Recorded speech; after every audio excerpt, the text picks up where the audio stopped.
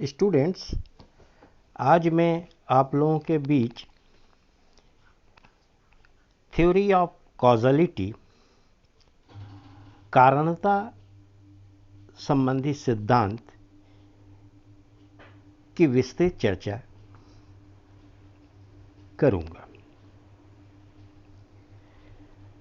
कारणता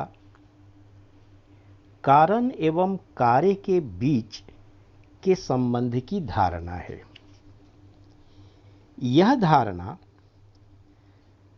साधारण दैनिक जीवन एवं वैज्ञानिक तकनीकी अध्ययन के लिए भी अत्यंत ही महत्वपूर्ण है।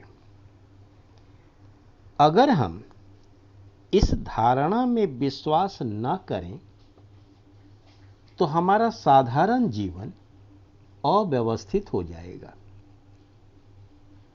अपने छोटे छोटे कार्यों के करने में कारणता के नियम को मानकर चलते हैं कि प्रत्येक कार्य के लिए एक कारण होता है।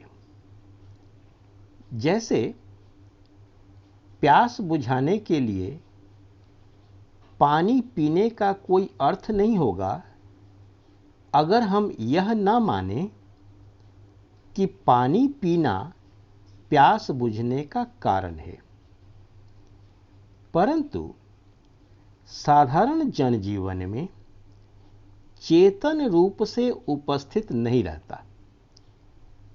हम अनजाने ही इसे सहज रूप से मान कर चलते हैं और हमारा जीवन भी सुचारू रूप से चलता रहता है। अतः इस स्तर पर हम इसकी परीक्षा नहीं करते। वैज्ञानिक स्तर पर यह नियम एक पूर्व मान्यता की तरह है और बिना इसके कोई अध्ययन आरंभ नहीं हो सकता। परंतु वैज्ञानिक इस विचार का विवेचन विश्लेषण नहीं करता बल्कि मानकर ही चलता है। अतः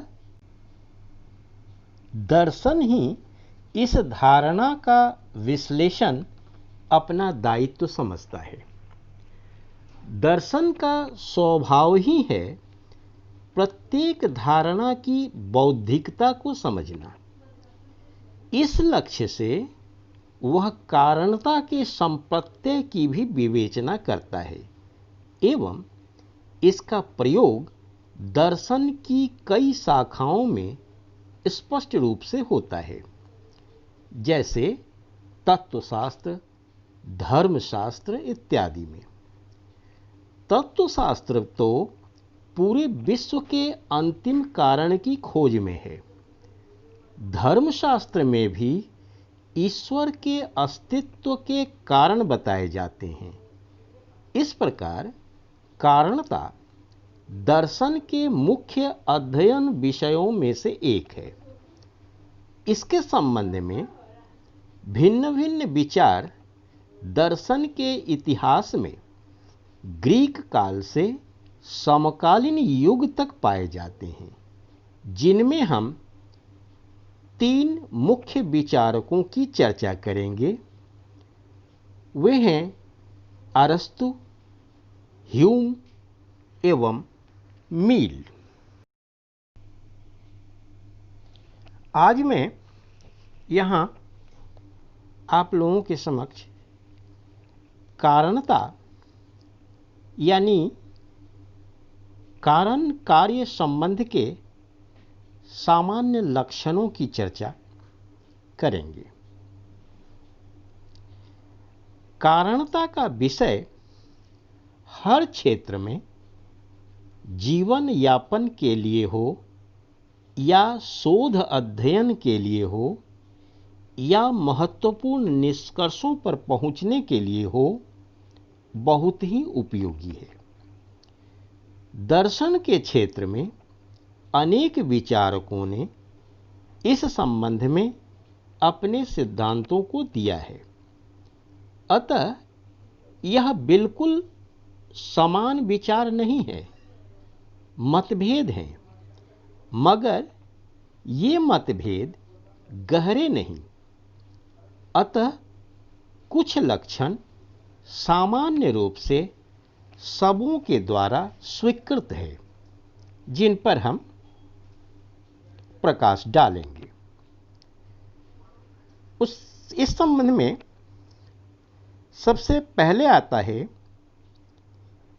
कि कारण कार्य का संबंध घटनाओं के बीच का या परिवर्तन की स्थितियों के बीच का संबंध है। साधारण विचार में प्रायः इस संबंध को पदार्थों या वस्तुओं के बीच के संबंध को समझा जाता है, जैसे सरसों तेल का लकड़ी टेबल का सूर्य रोशनी का कारण है। परंतु बौद्धिक विश्लेषण से हम यह संबंध ऐसा नहीं पाते। जैसे विष मृत्यु का कारण नहीं, बल्कि विष खाने की क्रिया जीवन के अंत हो जाने की स्थिति का कारण है। दूसरा, कारण कार्य संबंध अनुभवमूलक या तथ्यात्मक संबंध है, तार्किक या संप्रत्ययात्मक नहीं, जिसका ज्ञान केवल चिंतन या विचार के द्वारा हो वह तार्किक होता है। जैसे टेबल अगर वर्गाकार हो तो चिंतन से ही हम समझ लेंगे कि यह वृत्ताकार नहीं है। इन दोनों के बीच के संबंध को अनुभव से जांचने की आवश्यकता नहीं, हम स्वतः विचार के द्वारा ही जान जाएंगे। परंतु बंदूक की गोली से मृत्यु होती है, यह अनुभवमूलक है। केवल दोनों के वैचारिक विश्लेषण से इनके बीच के संबंध को हम नहीं जान सकते। इसके लिए अनुभव करने की आवश्यकता है। अतः यह संबंध अनुभव सापेक्ष है। फिर कारण कार्य का संबंध समय सापेक्ष भी होता है। इन दोनों में कालिक संबंध है, यानी समय से ही बंधे होते हैं।